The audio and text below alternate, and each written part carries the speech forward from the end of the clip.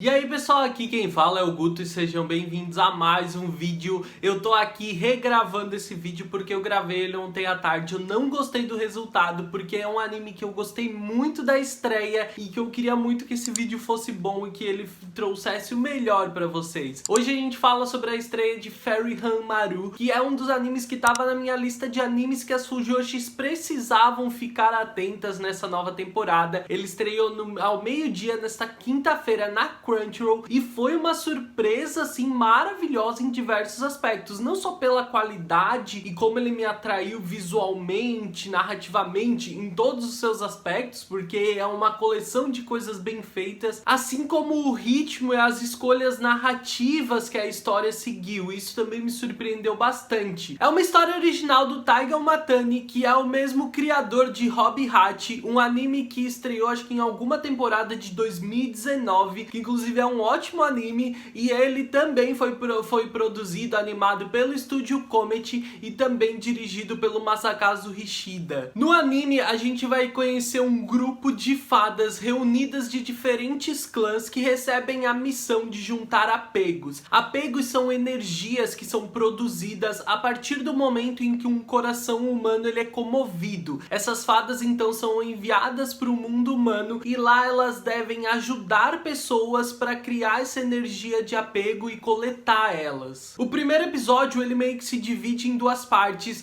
onde a primeira a gente é inserido nesse universo das fadas e na segunda eles acabam lidando com seu primeiro problema, sua primeira missão para coletar o primeiro apego. Então a gente primeiro vai entender o que são essas fadas, a gente tem a perspectiva de diferentes clãs, mesmo sem entrar no mérito disso, em detalhes. A gente conhece os 10 mandamentos das fadas que chamaram muita atenção da comunidade que assistiu, porque ela é divertida e ela faz menções a coisas que não se pode fazer, né? É sempre sobre algo que não se pode fazer. Então o primeiro, por exemplo, é romance, e tu não pode criar vínculo amoroso com uma criatura, com um ser humano do mesmo sexo. Então o primeiro é romance e tu não pode criar nenhum tipo de vínculo amoroso com um humano de um sexo oposto. E tem, por exemplo, o quinto, que é luxúria, e tu não pode ter nenhum tipo de envolvimento físico com um ser humano do sexo oposto. Vale lembrar que faz sempre menção ao sexo oposto, tá? E é claro que boa parte da comunidade LGBT+, a comunidade Fujoshi abraçou aquilo e gostou, se divertiu com aquilo, né? Criou algumas expectativas, inclusive, até porque o anime todo, ele vem com uma pegada bem colorida, bem gay, o que atrai realmente essa mesma comunidade, que atrai essa galera. Então depois de sermos inseridos ao universo das fadas e a forma como as fadas devem e vão viver aqui no mundo humano, a gente vai ter o Ai Ranmaru, que é o nosso protagonista do clã Lux, o clã da luz, se envolvendo no seu primeiro caso, onde ele vai acabar ajudando uma menina da escola para qual ele foi, e é uma menina que tá sofrendo um cyberbullying pesado. Ela recebe muitas mensagens de ódio desde o momento em que um rapaz da sala dela se declarou pra ela. Isso tudo começou a acontecer por causa da ex-namorada do menino, que começou a usar aparentemente diversas contas diferentes pra fazer a menina se sentir mal, pra fazer esse bullying pra cima dela, e aí a gente acaba discutindo nesse episódio algumas questões pesadas, né, como o cyberbullying. É bem legal, mas o episódio assume realmente algumas características mais densas nesse momento. Então, pra ajudar a menina, o Ranmaru quer salvar o coração dela e pede que ela entregue o coração a ele. Nesse momento, o anime muda bastante de perspectiva, assume um tom um pouco mais maduro, mais denso, e o Ranmaru, aquele menino bonitinho, fofo, ele vai se transformar em uma fada sarada, usando roupas super curtas e apertadas, e vai para um universo completamente diferente. Esse universo que lembra muito o Covil das Bruxas de Madoka, cheio de artes diferentes, estilos diferentes, né? Uma pegada bastante surrealista. Ele vai conter a essência negativa de todas as atitudes da menina que estava cometendo cyberbullying. Então nesse universo, nessa realidade paralela, a gente vai ver o novo Ranmaru, né? A fada da iluminação, lutando contra a essência malvada da outra menina para poder salvar essa menina que sofria esse bullying tão pesado e que estava tão desesperada. Então basicamente, depois de coletar o apego e salvar a menina, menina, o Hamaru tem a sua missão concluída e a gente vai ver que no dia seguinte ele aparentemente descumpriu um dos mandamentos porque ele parece que estava se apaixonando pela menina, só que ela se envolveu amorosamente com outro rapaz que já tinha se declarado pra ela. A estreia é um show de coisas bem feitas. Primeiro, eu acho que a narrativa segue um ritmo muito bom, onde a gente consegue entender e sem precisar apressar as coisas, eles vão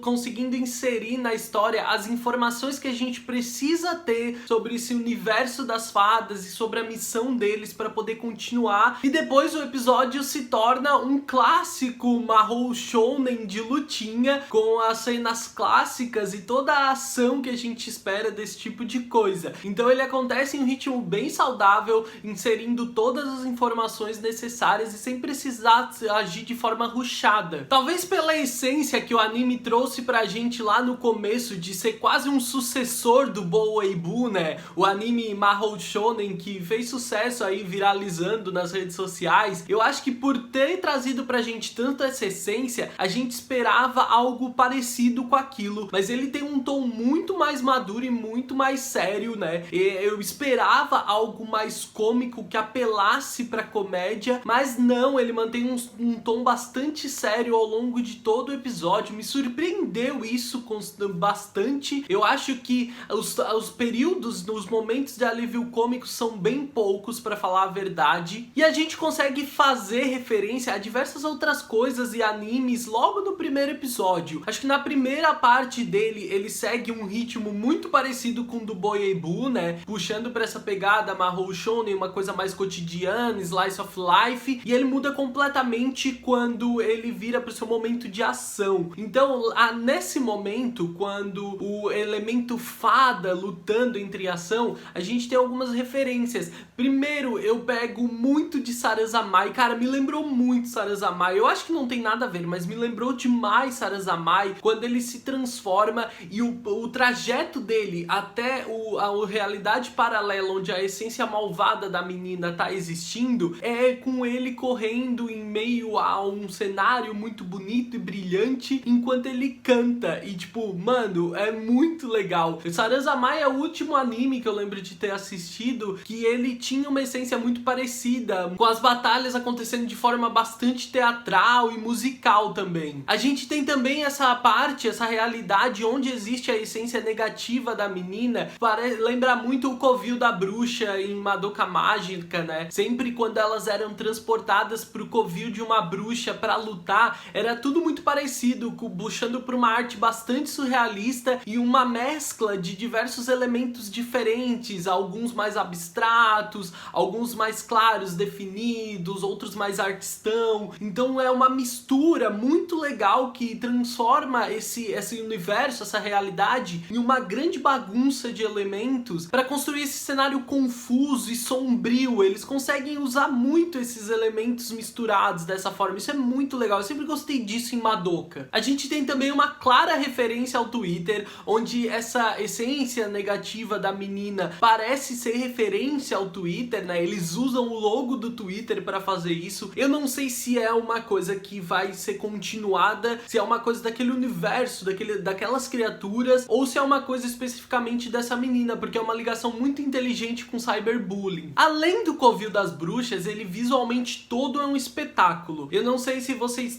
sabem, mas a gente tem dois chart designs diferentes, né? Dois designers de personagens diferentes. Um para quando eles estão na forma humana e outro para quando eles estão na forma de fada, quando eles são transformados. São dois designers diferentes e também a gente tem dois diretores de animação diferentes para cada um desses momentos. Na real, acho que são três. Um para quando eles são humanos e dois para quando eles estão como fadas. E é muito claro e inteligente como eles tentam fazer isso, né? Como eles tentam manter esse ritmo mais leve, mais despreocupado no começo, e depois quando as coisas ficam mais complicadas, quando eles entram em ação ou quando os problemas surgem, assume sempre um tom mais sombrio e bem mais maduro, o que combina muito com os personagens novos que eles usam. Então a gente tem essa variação inteligente dos personagens em traços bem clássicos de Mahou Shounen, a la Boeibu, com traços muito característicos de personagens de Slice of Life, todos por uma pegada bem bichona shonen lindões, e depois a gente tem eles transformados, mudando pra uma coisa onde eles se tornam homens muito fortes, sarados e vestindo, né, roupas apertadas e muito curtas, o que faz uma boa sátira com o que a gente tá acostumado a ver de diversos mahou shoujos, onde as meninas acabam se vestindo em roupas que expõem muito o corpo delas, e aqui eles estão completamente expostos, o que é maravilhoso. Ainda falando sobre as questões visuais, a animação ela é bem fluida e bonita, e eles conseguem abusar de frames de impacto constantemente, onde a gente tem os personagens em poses super exageradas, né, poses de batalha super exageradas, existe muito brilho ao longo de todo o episódio, existe muita cor na primeira parte do episódio, de uma forma mais saudável e menos agressiva, só que depois, no segundo metade, quando a coisa gira em torno das fadas, existe muito brilho, sério, é brilho, brilho, brilho, brilho, brilho, brilho o tempo inteiro, tudo envolve muito brilho, as cenas de transformação são muito legais, eles puxam bem para aquele clássico onde o personagem fica pelado e vai colocando a roupa, ela vai surgindo, só que aqui a gente não tem só a silhueta dos personagens, o corpo deles está bem exposto, com algumas dinâmicas para tampar partes íntimas, né, abusando do brilho e da luz dos personagens para fazer isso.